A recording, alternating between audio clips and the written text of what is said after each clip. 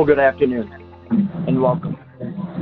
I'm Doug Balke, Chief Credit Officer at Enterprise Bank and Trust. It's my pleasure to welcome you to Part 1 of our Paycheck Protection Program Forgiveness Overview, brought to you by Enterprise Bank and Trust. First and foremost, I hope you, your families, and your employees are staying safe and healthy. We find ourselves dealing with an unprecedented situation. The COVID-19 pandemic has been dynamic and intense for every one of us. Helping our clients, associates, partners, and communities in times of massive transformation like this is core to who we are. That's why we've assembled a team of advisors to share insights around PPP loan forgiveness so you can gain a 360-degree viewpoint. So let's meet the team of advisors on our panel. Our attorney is Kyle Gilster, Managing Partner of Husch Blackwell's Washington, D.C. office. Kyle works extensively with legislation related to banks, insurance and brokerage companies, and trade finance. He also advises industry representatives from groups, companies, and associations with legal services across the public policy spectrum. Jeff Sparks is our accountant, and he's a partner in RubinBrown's Entrepreneurial Services Group. Jeff serves privately held organizations and private equity portfolio companies, specializing in the manufacturing, distribution, service technology, and healthcare industries. He helps lead the firm's COVID-19 relief efforts and specializes in the Paycheck Protection Program. And finally, our banker is Jack Berry, who serves as chairman for Enterprise Bank's Arizona region. Jack helped launch Enterprise Bank's entry into the Phoenix market back in 2009. Through his work as a board member of the Arizona Bankers Association, Jack is actively involved in helping banks navigate the SBA's Paycheck Protection Program and leads these efforts at Enterprise. We believe your banker, attorney, and accountant, your team of advisors, are best positioned to help you protect your company and employees, continue to serve your customers, and navigate the complexities of the decisions in front of you. Our panelists, Jack Berry, Kyle Gilster, and Jeff Sparks, will discuss what is considered forgivable, how to document and calculate forgiveness, repayment of loans, and assistance with preparation for the process as we wait for further guidance. We'll also touch on trends we're seeing and give you a look ahead. As I stated, we are waiting on additional guidance from the SBA. You'll hear us say that a number of times during this webinar. So what you'll hear today is high level due to the short time that we are together. And I want to remind you to seek further consultation with your accounting and legal advisors. So let's talk about the format. Today, our panelists will offer you information and guidance on forgiveness, as well as take your questions. With close to 2,000 attendees today, we do have everyone on mute to enhance the quality of the webcast. To ask a question, use the Q&A box on the right-hand side of your screen. We'll try to get to as many questions as we can within our time frame. We are going to ask panelists a few questions for each topic. We'll also be touching on a few additional items business owners told us are on their minds. So let's get started. Jack Berry, let's start with you. Tell us about what makes a PPP loan forgivable. Thanks, Doug, and welcome everyone. The majority of you have received PPP loans, and I'm happy Enterprise Bank and Trust was able to help with the delivery of those funds. I know it was a big relief for you and for your employees. As Doug just mentioned, as a reminder, everyone is muted, but we do encourage you to use the chat box for any questions you may have. The time here may not permit us to get to all of the questions, but we will try to address common questions on our website, and so please check back with that on an often basis. So, what goes into achieving forgiveness of the loan? So, first, as Doug pointed out, SBA guidance, and as he said, you'll hear this quite often. when we were processing the applications, guidance was coming out almost on a daily basis. And so we want to give you as much as we can today, but know that final guidance is still coming from the SBA. So be mindful of that.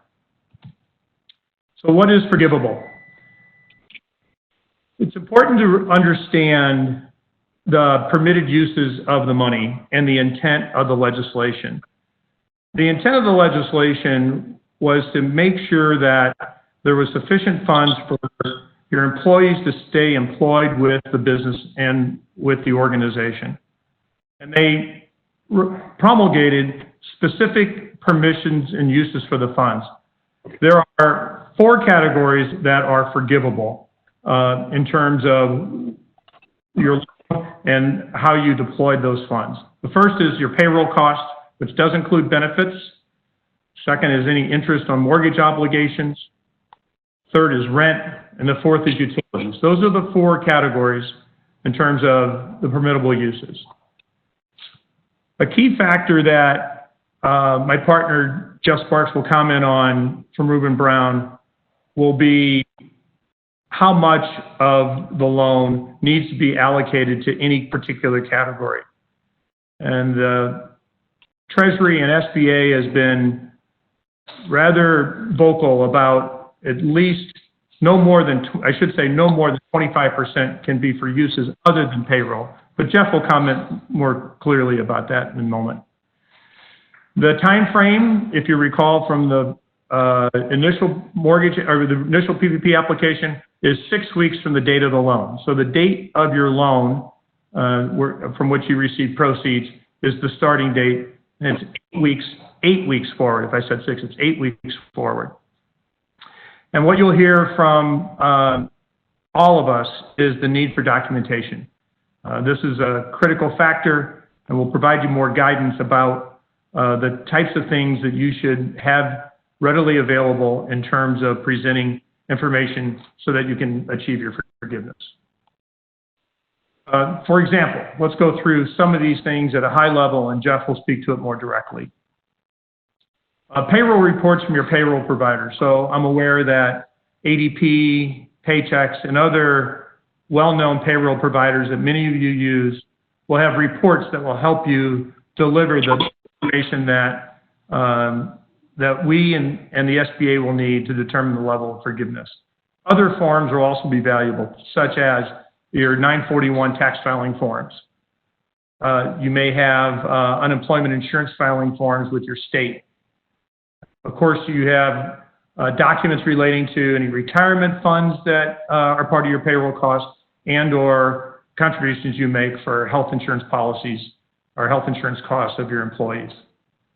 And then obviously with respect to rent or utilities, canceled checks, payment receipts, bank statements that reflect those payments will be of value.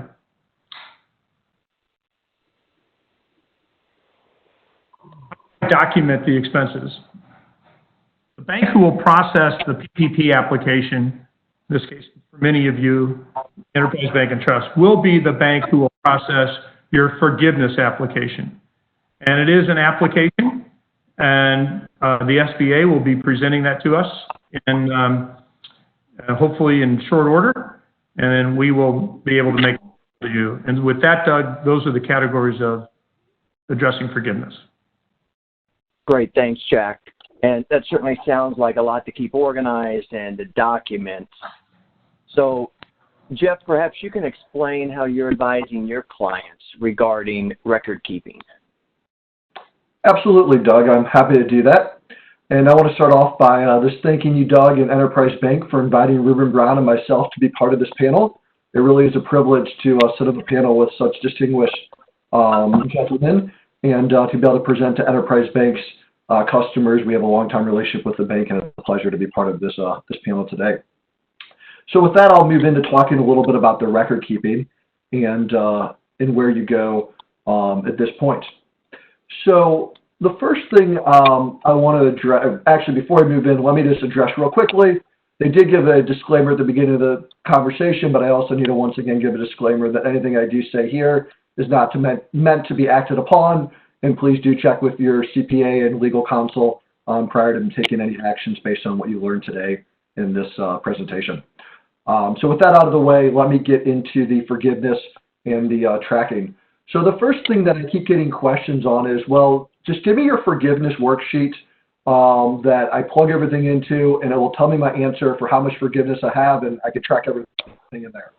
And we've seen a lot of different forgiveness worksheets in the marketplace. However, RubinBrown, we have not issued a forgiveness calculator, and we do not believe that clients should necessarily be leaning on one right now. And the reason for that is the guidance around forgiveness is still very unclear, and most of the calculators that we've seen have issues with them. So we don't believe you want to be doing, quote unquote, a forgiveness calculation right now. What we do believe you want to be doing is having a data gathering exercise and setting up a data gathering tool. And what we're saying is keep it simple. Really what we're advising is just get an Excel sheet, and across the top, put the different categories of forgiveness. So we got payroll, we got rent, we got utilities, and we got mortgage interest. And then down the side, every time you write a check or do an ACH or a wire transfer, make an entry with your check number, your date, your explanation, and the amount of dollars. And keep a tally in this Excel sheet of everything you're spending. I get a lot of questions too about, well, does this count in forgiveness? Does that count in forgiveness? And we'll get a little bit more into that. You'll hear a lot of stuff we're not sure yet if it's going to count in forgiveness. And when that's the case, what I say is, you got your 4 categories I talked about. Over to the side, put everything else that you're not sure about. And for kicks, I'm shading that gray because those are all the gray items in the calculation. And you'll have those all ready to go when the guidance comes out. So with that Excel sheet, we also recommend you keep very detailed supporting documentation for each payment. So that could be your canceled check or your ACH or your wire confirmation, as well as the underlying support such as the payroll run, the rent bill, the utility bill. So you really want the actual invoice, the actual payroll run, a copy of that, plus a copy of the payment that goes along with each one of those transactional records in your Excel sheet. And that way you have everything ready to go and everything in one place. And we're seeing that is the best practice. So then I naturally get the next question of, when I put the information into that spreadsheet, am I doing it on a cash basis or an accrual basis? And that question has come up quite a bit. And right now, unfortunately, the SBA and Congress has not answered that. And when I say cash basis, that would mean as you actually spend the money. And accrual basis would mean the period that we're accruing it over. So we don't have an answer if it's cash or accrual when you're tracking it. So what we're saying right now is pick a method and stick to it. And there's really not much you can do since there's not a lot more guidance out there than that right now. And then finally, I'll mention, and Jack mentioned this earlier, this whole 75% concept. When it comes to the 75% concept, one of the scariest things we're hearing from the SBA right now is that they've made this rumor almost, for lack of a better term, that if you don't spend 75% of your loan dollars on payroll within the period, you won't get any forgiveness. And if one takes a strict interpretation of that, that period could potentially mean the 8-week period. So we are concerned, and we have heard from the SBA that there's the potential that they're going to say if 75% of the loan proceeds wasn't spent in 8 weeks, no forgiveness. We see that as a very strict interpretation and not necessarily what the CARES Act intended for, but we are putting it out as a word of caution to keep your eye out for. And then finally, I'll mention, around these forgiveness rules, they're extremely complex. And you're going to want to make sure your package is exactly what the bank is looking for so the bank can move quickly. At RubinBrown, what we're doing is we're offering a service offering around this where we can do all the forgiveness work for you and put together the package exactly like the bank wants it, because we'll be conversing with all the banks, and take that all off your plate. Or we can just do a very high-level review of your forgiveness calculation to make sure it looks reasonable based on where you're at or anything in the middle. So there's a lot of help out there if you need it, and we definitely suggest you look to your external advisors to get help due to the complexity. Doug, I hope that answers your question. Yeah, that's very helpful, Jeff. Thank you. I was wondering if you could explain a little more about what it is specifically you're telling your clients to track. How do they calculate these expenses and ensure they are, in fact, covered? Absolutely. So when it comes to payroll, that's really the item we're getting the most questions on. And so some things to point out here. On payroll, any individual employee that's over $100,000 in compensation on an annual basis. So if you break that down to 8 weeks, you basically take 100,000 divided by 52 times 8, you get $15,384 of compensation that each individual employee can't go over in an 8-week period. Also, if you're getting reimbursed for the employee's compensation through a payroll tax credit for sick or FMLA leave from the Family First Act, that's not going to count. Any employees outside of the U.S. aren't going to count. And employer FICA tax, that's not going to count. So all of those payroll items don't count. But then you got everything else left in payroll that does. And right now, the way the guidance has been written in the CARES Act, it's salaries, wages, commission, and similar compensation. One thing you don't notice in there is bonuses. So that's a big question of bonuses or hazard pay.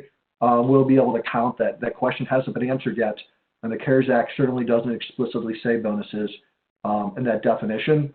So those are some of the main things within payroll that you're wanting to look at. And basically what you would do is you would count the whole payroll and then back off these items that don't count. You know, when it comes to rent, utility, and mortgages, those are obviously much more self-explanatory. And I have been told that Enterprise Bank will be doing a follow-up presentation to this one once additional forgiveness guidance is out there and published, walking through these different pieces of forgiveness in much more detail once those rules are published by the SBA. All right, very interesting. Thank you, Jeff. So, Kyle, we're hearing a lot of questions about loan repayment. Can you share what you know about good faith loan repayment by May 7th, 2020? Yes, good afternoon. First of all, on behalf of Husch, Blackwell, LLP, I'd like to thank Enterprise Bank and RubinBrown for this opportunity to present on this distinguished panel. Clearly, the number one question that we've been getting over the last few days regards this grace period and good faith loan repayment by May 7th. I think probably the best place to start is to understand the optics. As has been well documented in the press, and it's good to bear in mind that PPP will continue to be significantly newsworthy. You've had big entities like Shake Shack, Ruth Chris, the Los Angeles Lakers, who have received some PPP funds, who've made different decisions as it relates to what to do with those funds. It's important to note that we're operating in that kind of public environment. Companies must certify in good faith that they are experiencing distress because of COVID-19 under the PPP. You, the applicant, as you know, certified that all information that you submitted for your PPP application was true and correct. Although the companies are required to certify in good faith on their PPP application that current economic uncertainty makes this loan request necessary to support the ongoing operations of the applicant. Recent guidance in late April from the SBA suggests such business revisit whether the loan was in fact necessary to make this necessity determination. I would like to point folks to the FAQ that the Department of Treasury and SBA put forward on their website. In particular, I would like to point to FAQ question 31 and 37. The SBA's FAQ 31 specifies that all borrowers must make this certification taking into account their current business activity and their ability to access other sources of liquidity sufficient to support their ongoing operations in a manner that is not significantly detrimental to their business. I would break this test into two parts. First, do you have other sources of liquidity? Second, if you access those other sources of liquidity, would it be in such a way that it would be significantly detrimental to your business? Borrowers that have access to liquidity to support operations should first determine whether such access would have been significantly detrimental to their business. If so, then the borrower should compile all documents, correspondence, research, and notes that is relied upon in coming to such a conclusion. These supporting documents will be integral in the event the government audits the borrower's loan. Clearly, this is a business decision and has to be considered on a case-by-case basis. We have seen many client questions regarding that they have a line of credit. And the question comes up is, but for the PPP, would they have had to access that line of credit? And if they wouldn't have had PPP because of their COVID-19 injuries, would they have had to access that line of credit, and would that access been detrimental to their business? Each business has to answer that question as to whether or not they can make the necessary certification as it relates to their PPP loan. It's also important to note that under questions 31 and 37, the following types of borrowers may receive increased government scrutiny related to their certification. These are public companies, large private companies, portfolio companies of private equity funds, and any other company with adequate sources of liquidity to support such operations. In addition to this written guidance, Treasury Secretary Mnuchin also announced publicly that the SBA plans to conduct a full audit of every PPP loan over $2 million. What I would highly recommend is that, kind of irrespective of what your respective business may decide to do, I would encourage your board to approve, particularly if you decide in turn to return the funds, that your board approve of that decision and then in turn document that. We've also had a fair amount of questions about what is the mechanics of returning the funds if you so choose. Obviously, work with your lender in that regard, and I would just simply return the funds without any discussion of your rationale as it relates to why you return the funds. This safe harbor was established to ensure prompt repayment of PPP loan funds that were based on a misunderstanding of the earlier certification. Candidly, this has been a frustrating process for many of our clients. You know, the question is, did they change the yard line on the goalposts? Clearly, you know, it's been a moving process. This is an imperfect law. Clearly, with COVID-19, we're in an imperfect situation. With that being said, I'm going to now turn it back over to Doug, and happy to answer any questions as it relates to the good faith loan repayment. Yeah, great. Thank you, Kyle. You know, speaking of taking questions, I think it's time now to take some questions from our audience. Gabrielle, can I ask you for a few questions?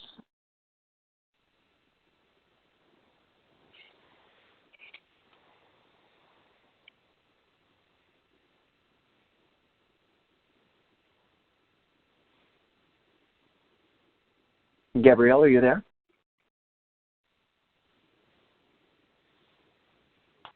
Sorry about that. I was on mute. So our first question is, what is the process for repaying pursuant to the May 7th deadline? All right. Jack Bear, you mind taking a stab at that for us? Sure, Doug. With respect to Enterprise Bank and Trust process for the request to come in to take advantage of the good faith loan repayment, we are asking that the borrower provide written requests to the bank to submit it to your relationship manager or your portfolio manager or even the bank lobby manager, indicating that you would like to make the good faith repayment of the loan prior to May 7th. We will then send you a payoff letter, which will indicate the amount that is owed. It will include the amount of accrued interest from when you receive the funds to the payoff date, which you will be responsible for as well. And then you can pay that by wire transfer, by check, or most likely a debit from your Enterprise Bank account. Just instruct your relationship manager the methodology.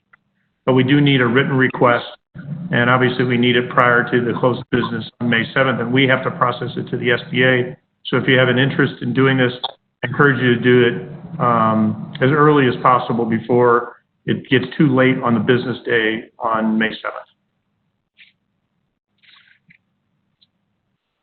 Great. Thank you, Jack. Doug, our next question is, usually wages are deductible expenses and forgiven debt counts as taxable income.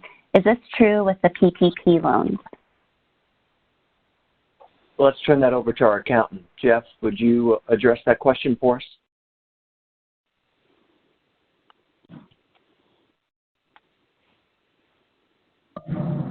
Apologize, I was on mute for a minute there. Happy to address that question, and since we got guidance on Sunday, it makes it a little bit easier for me.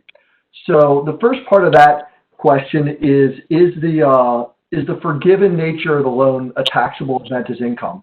And no, the CARES Act was very clear that when the loan is forgiven, that does not create income for tax purposes. There's no tax on the income. However, the second part of that, the expenses for payroll, utilities, rent, mortgage interest, all those different expenses, do you get a deduction on your return for those expenses? Originally, we were very hopeful that based on some tax code, you would get a deduction for that. However, the IRS did come out, I believe it was on Sunday, and said that no, you do not get a deduction for the related cost that you spent the loan on. So basically, it's a wash. No tax on the forgiveness, no expense on the deductions. However, this seems to be somewhat contrary to what the CARES Act intended. So we do believe that this will be challenged, or I should say we hope that this will be challenged. But I will be very clear, the way the law reads right now, you will get no deduction for those expenses, and you should not plan a deduction. If it is end up challenged and you get the deduction, that's just kind of gravy on top, but assume no deduction for that. Great. Thank you, Jeff. Our next question, Doug, is what do you do if you get an EIDL and a PPP loan? Yeah, Jeff, why don't I turn over to you, and just to remind our audience that EIDL is the economic injury disaster loans that small businesses could apply for directly from the SBA. But Kyle, perhaps you can address that question. Yeah, happy to, Doug. It's important to note that businesses can apply for PPP loans and other SBA financial assistance, which includes EIDL as well as other 7A loans, 504 loans, microloans, etc. However, the business cannot use the PPP loan for the same purpose as it does for the other SBA loans.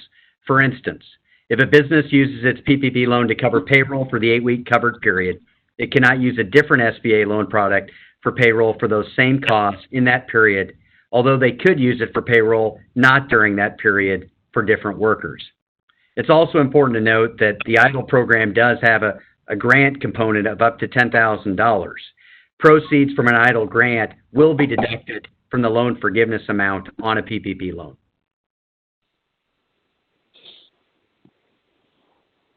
Thank you, Kyle. Our next question is, what if my employees don't come back? How do I deal with meeting the specific requirements? Jeff, you want to field that one for us? I would love to, because you're giving me the questions that we have guidance to, and everyone else is giving the ones we don't. This is great. So on this question as well, the Treasury or the SBA came out and addressed this one just a day ago. And I want to make note too, we keep saying like guidance, this, that. If a company did want to try to look some of this up themselves, the best place to go is treasury.org, I guess, .com. I'm not even sure what I put in there, but the U.S. Treasury's webpage. And on that front page, there's a link for COVID-19. And when you get there, you'll see that all these frequently asked questions that we talk about and interim rules, they're all on that page if you didn't want to try to read that on your own. Or if you're trying to have something to help you at night to fall asleep. So in there's a frequently asked question document. And one of the frequently asked questions that came up was this exact question, basically. And it did address and say that if you have laid off or furloughed your employees because of the situation, because of COVID-19, and they opt not to come back because they say, you know, they're concerned or whatnot, the guidance does say that as long as you have this well documented and you've gone through some legal procedures, which I always say talk to your labor and employment lawyer about, then you don't have to include that person as a penalty essentially against your head count. So you are not penalized if a person refuses to come back to work. And I believe the guidance goes further to say that person would then not get unemployment because they've refused to come back to work. And which I think we got a few minutes of time, so I'll mention there. I forgot to mention earlier, on my slide about forgiveness. I failed to bring up that, we talked about forgiveness, but we also have to remember is when you're looking at the forgiveness portion of the loan, if you drop in total headcount compared to a base period, your forgiveness will be modified, or I should say dinged. You won't get as much forgiveness. Your forgiveness will be decreased. And your forgiveness will also be decreased if anybody over $100,000 in annual compensation gets a pay reduction more than 25%. So both of those will hurt your forgiveness. Now, there is a way to restore that, and that gets into if we rehire these employees by June 30, you can restore some of that forgiveness. But as we talked, so those are the general forgiveness criteria as far as decreasing the number of employees. But as we say here, if you try to bring them back and they won't, you're okay. One other thing to mention, though, while I say you're okay from a headcount perspective, you're still going to be hurt, though, from a payroll dollars. Because the issue is you still would have the payroll dollars to get the forgiveness again since you're not paying them. So hopefully that helps answer your question with a little bit more that I had skipped previously. Thank you, Jeff. Doug, our next question is, when do I submit my application for forgiveness and how long will it take to process? Well, since forgiveness is really the responsibility of the lender's decision, Jack, perhaps you could address that question. Sure. So, of course, you have to allow the 8 weeks for the loan to transpire. When that 8-week period is completed, get your materials, you can deliver them to the bank. Once they're delivered to the bank then has 60 days, the bank and the SBA have 60 days to process the application. Again, it's an application for forgiveness, so you don't just drop a boatload of electronic papers or physical papers at the bank, but rather you complete an application. Then you will have 60-day period for the bank and the SBA to act. And at that time, we do not know yet, this is more guidance, how the SBA is going to indicate that the forgiveness has been received. But when we learn that, we will communicate that to you, and we'll be able to then have forgiveness completed 60 days after we receive the application.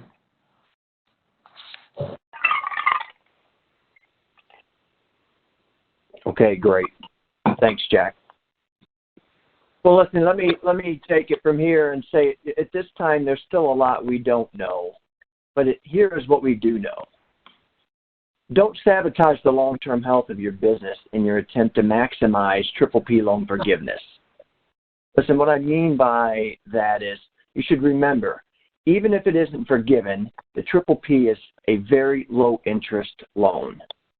Balance spending your time and effort on loan forgiveness with the time and effort you spend contemplating your business strategy, forecasting different scenarios, and having a plan. Here are some best practices we're seeing. Over-communicate with your customers, employees, vendors, and advisors. They want and need to hear from you in these moments. Remember that this uncertainty takes a toll on your employees. Put your employees first and focus on employee sustainability, especially those employees that have been on the front line. Continue reducing overhead costs and eliminate non-essential activities. Preservation of capital and liquidity is of utmost importance. Rethink your organizational processes, how communication happens, how socialization happens, and how coordination happens remotely. This will be helpful no matter what happens.